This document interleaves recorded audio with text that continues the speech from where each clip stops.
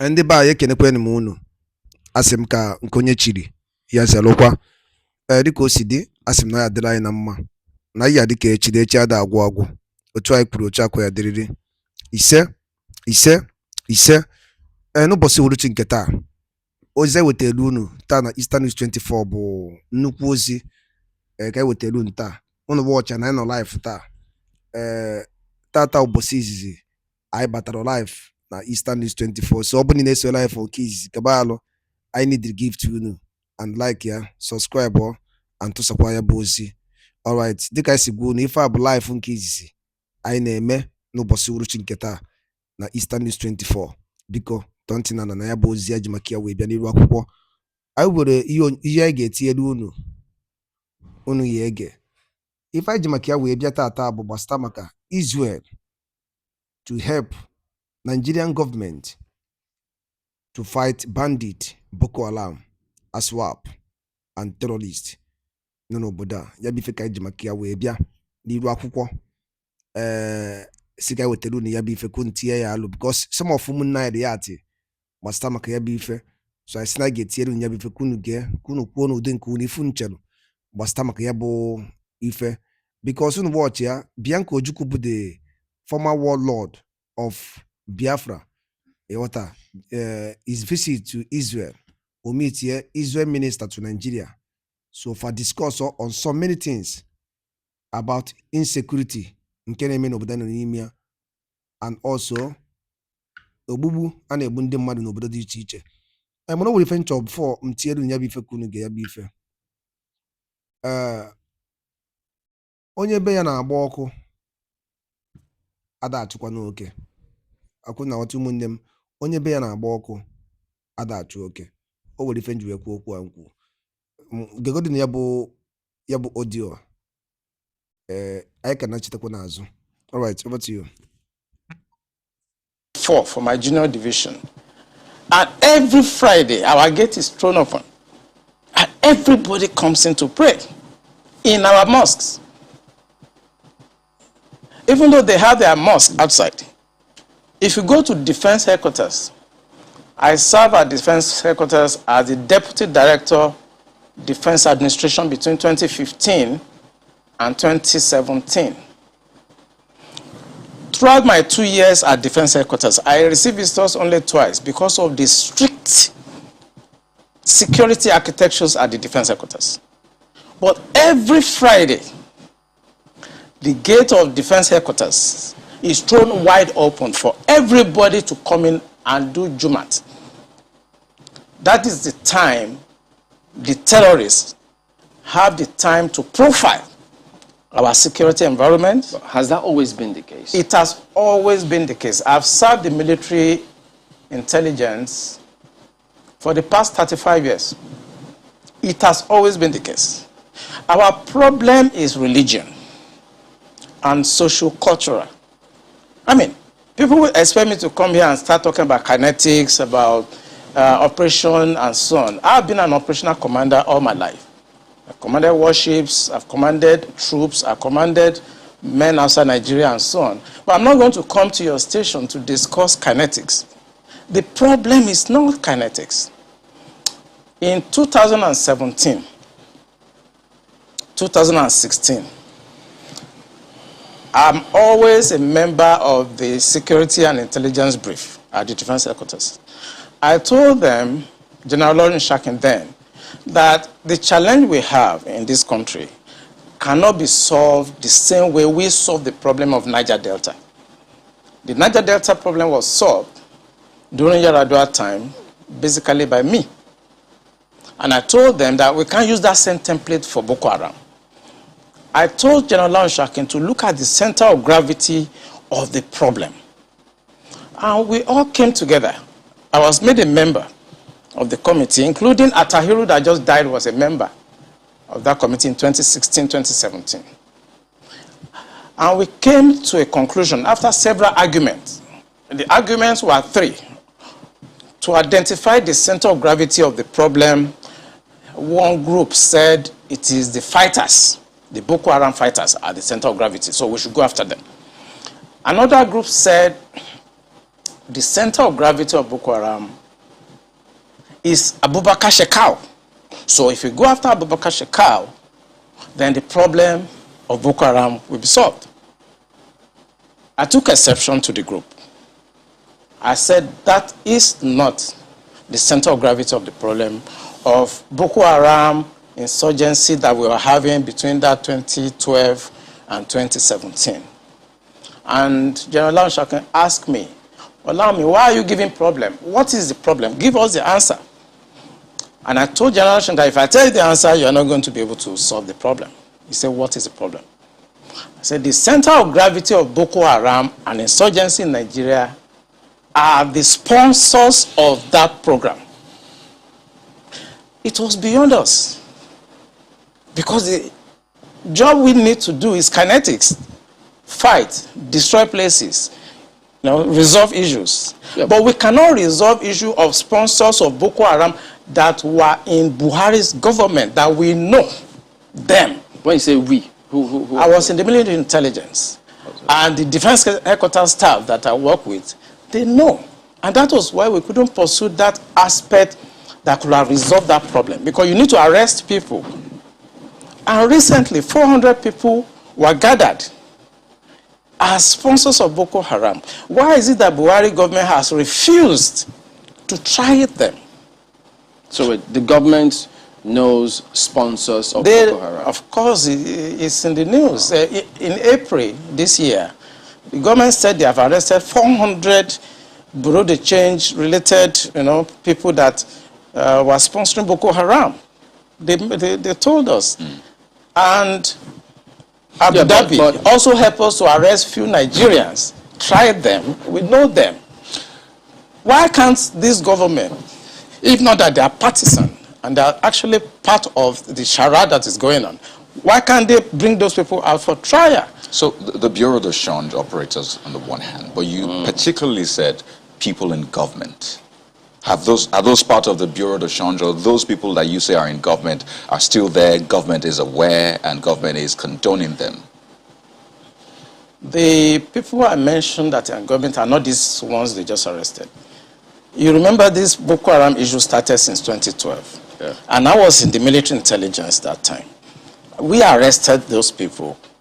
It is my organization that actually conducts interrogation and interview. And they mention names. I mean, I can't come on the air and start mentioning names of people that are presently in government now that I know. Presently in government. Presently in government. That the boys that we arrested mentioned. Some of them are governors now. Some of them are in the Senate. Some of them are in Aso Rock. Why should a government try to cause this kind of embarrassment and insecurity to the sense of what happened yesterday? And the solution I gave them in 2017, because when I identified the center of gravity for General Onshokin, and they couldn't pursue it, because some of them were ministers. And what I'm saying now, the Department of State Services are listening to me. They know them. Yeah, Commodore. So the solution I gave them was that if we can't pursue the policy strategic level, because the people that we need to talk to are also going to be difficult to deal with, I said what they should do now is to conduct two things. We should buy blimps. The blimps are not UAVs. They are not drones. Blimps are equipment that can fly up to 10,000 feet, 30,000 feet, static if you want, mobile if you want, and they carry a lot of payload. We saw them in Afghanistan. We saw them in Kenya.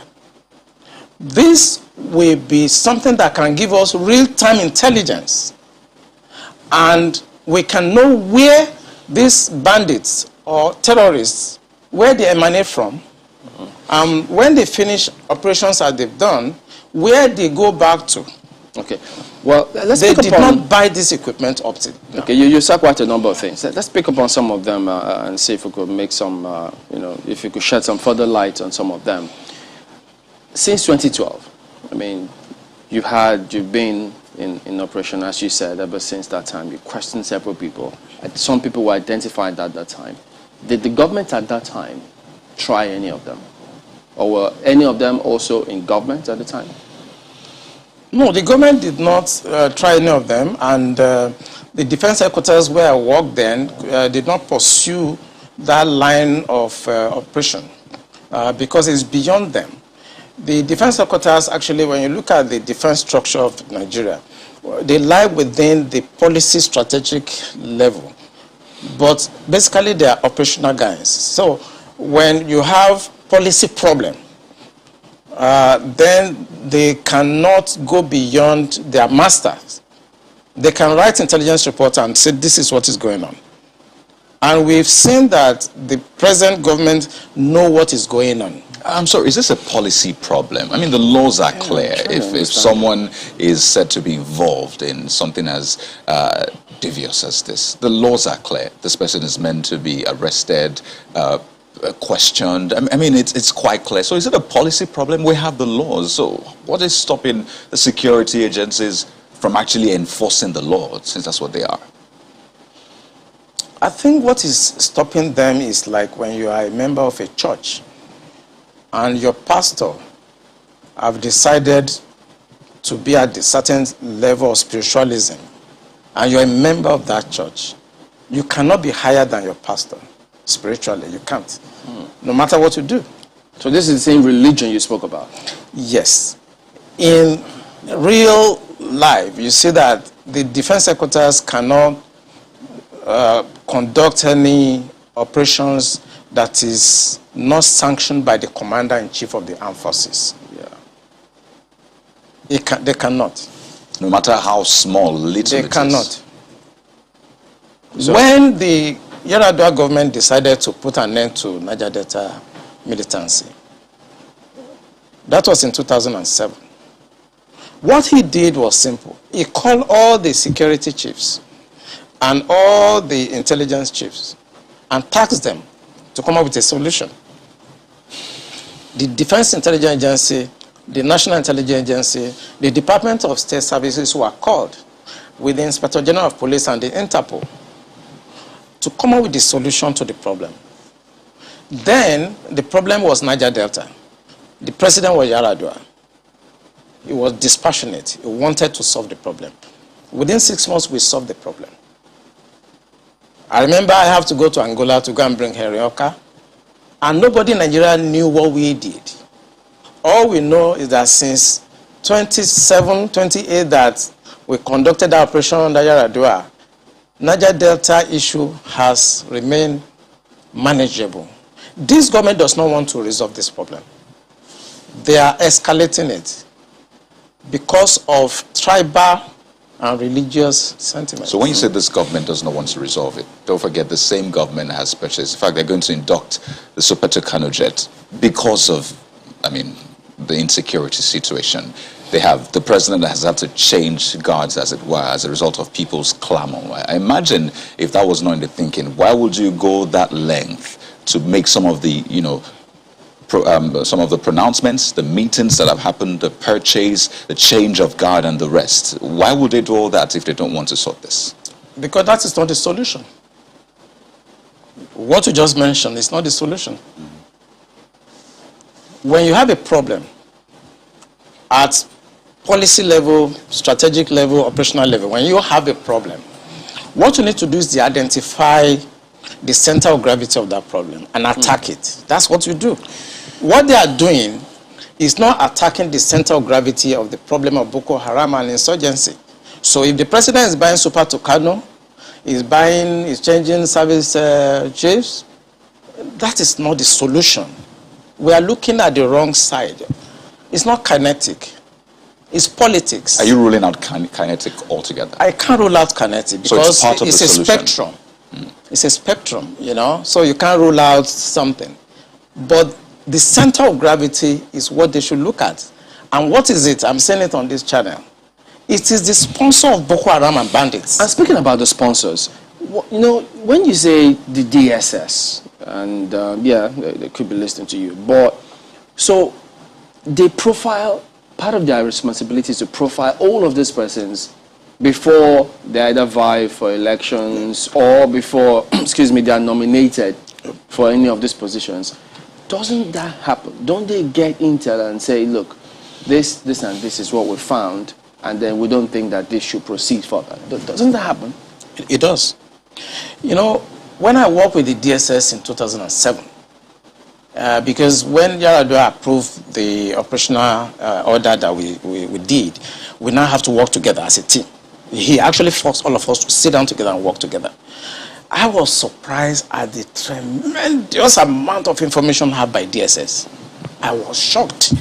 We in DI, I was in Defense Intelligence Agency, and when they were forced to bring out the files, I was shocked. They have so much information at DSS presently as I'm talking about what I'm talking about. They have. But you see, if a fish is going to get spoiled, it's going to start getting spoiled from the head. The DSS will not do anything except the Commander-in-Chief's body language shows that this is the direction I want to go. That is where the problem is. The DSS has tremendous information. By the time 2023 is here and somebody take over and wants to undo some of this evil that I've seen in this country, you will be surprised names that the DSS will bring out.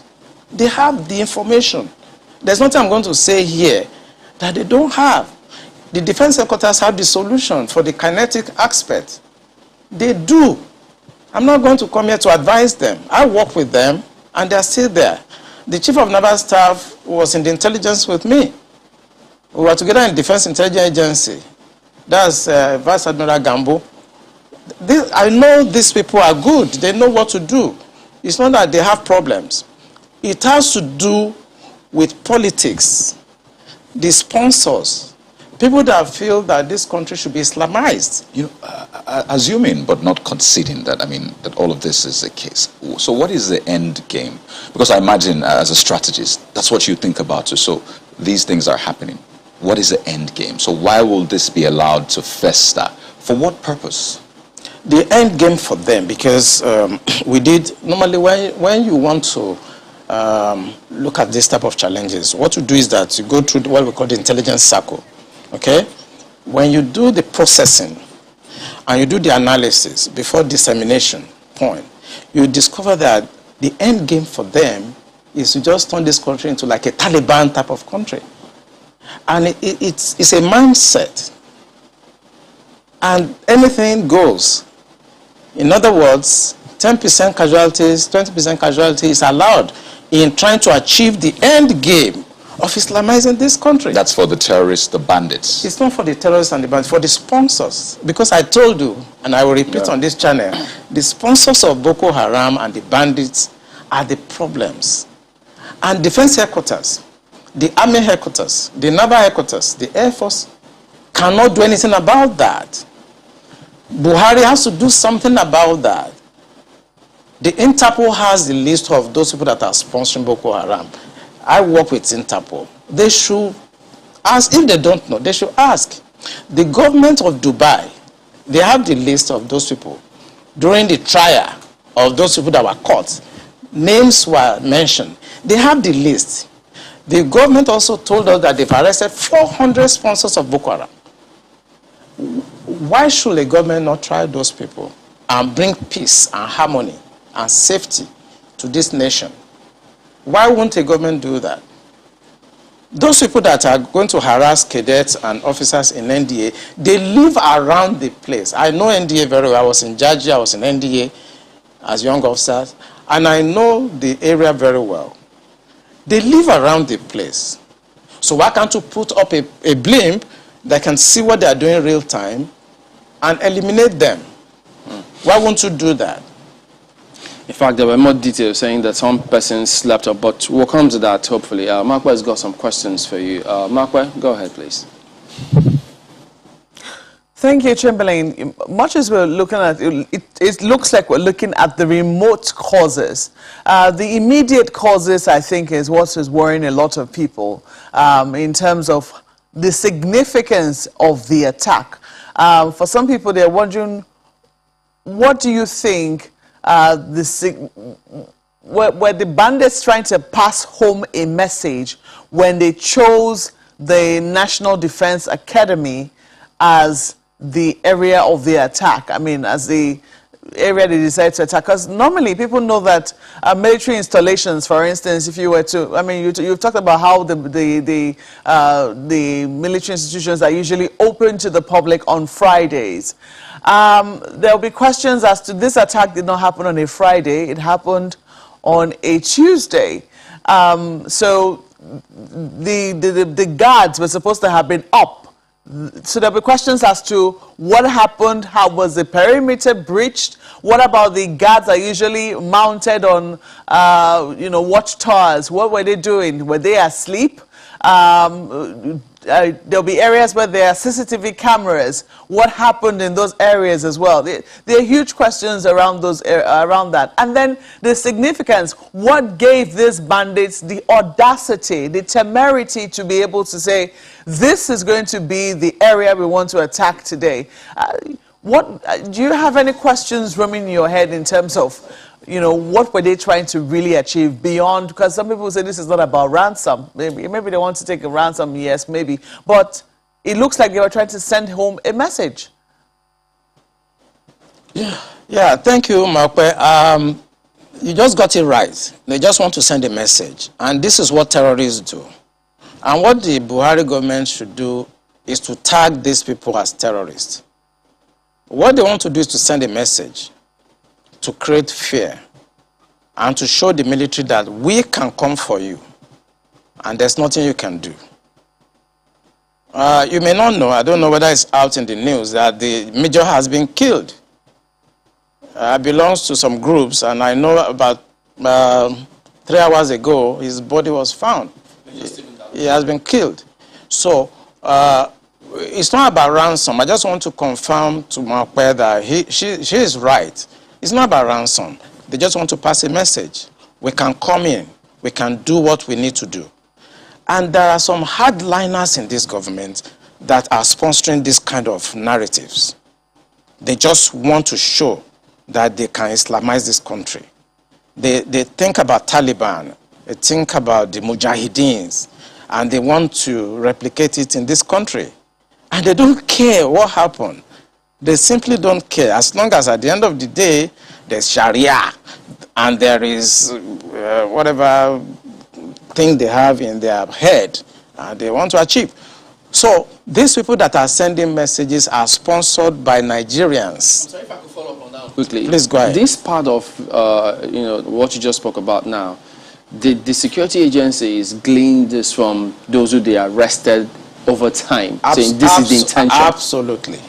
The intention of it's on the internet.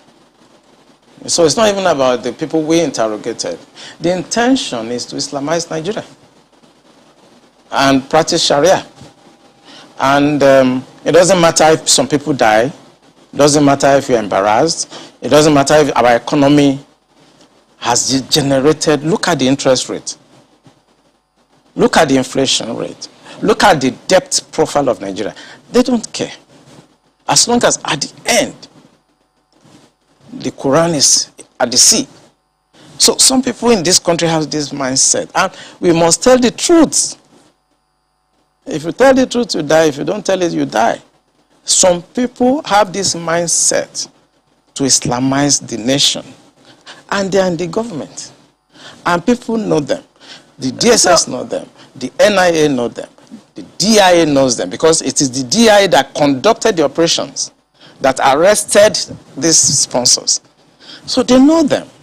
Why is the government, the commander-in-chief of the armed forces? The general area of Afaka, where where the NDA is cited, is no stranger to this sort of attacks. Before now, I mean, a few other institutions around the Defense Academy have also been attacked. Talking about the Institute of Agriculture and so Forestry, Mechanized Division, something to that effect. I can't remember the exact name of the institution now, but we do know that they have been around this area. Now, I'm looking at the front page of Daily Trust newspapers, and they have this, why NDA security was compromised.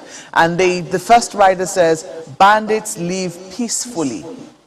Peacefully is in parenthesis, near academy. There have been questions before now that sometimes, you know, this happened in Jos, around Rukuba, that, there were attacks happening in the neighboring area, and that the military institutions did nothing. The same thing happened when there were attacks on the airport, the airport's residential area in Kaduna. That was very close to the Defense Academy. They did nothing. They attacked the forestry school in Kaduna. They did nothing. Now they have finally come for them, but the talk is that these people have been there all along. They never went anywhere. The bandits who perpetrated this attack have been there all along. Does the military really need, I mean, if this is something that is of concern to the security agencies, because it was only a matter of time from what it would seem that we're reading that these attacks were going to happen, it didn't really need to wait this long before they took action against people they knew were a security threat to not just them, but also the people around their environment. Yeah, Makwe, I may also shock you that some cadets have been abducted before now. And when they took these cadets away, and they demanded for ransom, as low as 400,000 naira at that time, the cadets were released after the ransom were paid. And the cadet told them that where they took them to, that they could hear the parade going on in NDA, that they were not taken far away from NDA, that every morning they hear the parade and the programs going on in NDA while they were in the camp of the terrorists. You are right. These people live around NDA. It's about social-cultural issue. As long as you're a Muslim and you speak Fufude or Hausa, you can do whatever you like and fraternize with the military and go in and out of the barracks. You are saying that the attack did not happen on Friday. Of course, it will not happen on Friday, but they have enough time to carry out surveillance. They have enough time to have insiders that will work with them. The problem is that journalists should go around our military institution this Friday and carry their cameras and see the decadence, the security breach that goes on every Friday in all military institutions across Nigeria, and tell the Minister of Defense to put a stop to that. The defense institutions, they are sacred. They are not where people can come on Friday, throw open the gate because they want to come and do Jumat.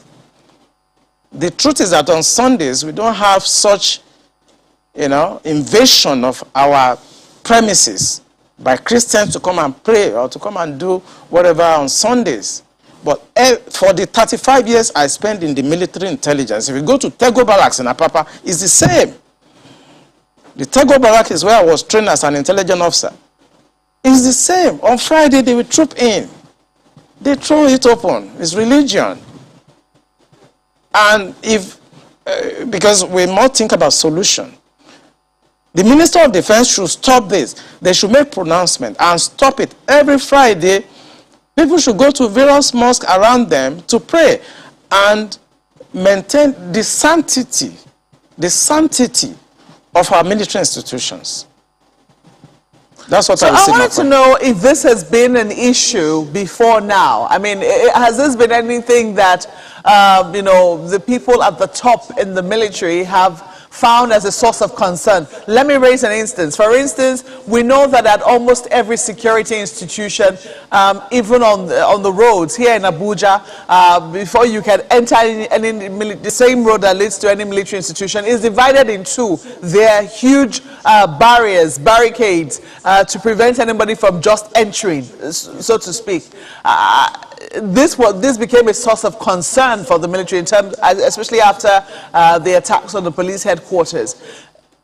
Has this been a source of concern for for the top brass of the military to say, hey, look, if we're taking these steps to put barricades, then this is also going to be a source of concern for us. What can we do about it? Have they elevated this discussion? At defense headquarters, every Monday, even if you go this Monday coming, you will see they are always there to discuss intelligence and security brief. We discuss all topics there, including the issue of Muslims gathering every weekend. All those barriers you see at defense headquarters, and that's why I'm talking to the media. They should go there on Friday. The barrier is no longer there. It's open because it is Jumat. And this is when they come to carry out surveillance. If you look at what happened in Mogadishu Barrack, it was the same. That was the time they went there and blasted the place and killed a lot of people. It's these same people that are allowed to have access. Ndị bayi ngwadalo li nenu dikuni siwene sola ni lwa kuni yenka eme na Eastern News 24. Kefi wele ku basta maka ya bife nda nenu ni lwa uko no bosi uru chinketa. Kefi wele ku basta maka ya bife drop ora ifiche no dinkege ngwan ke mesia no munem.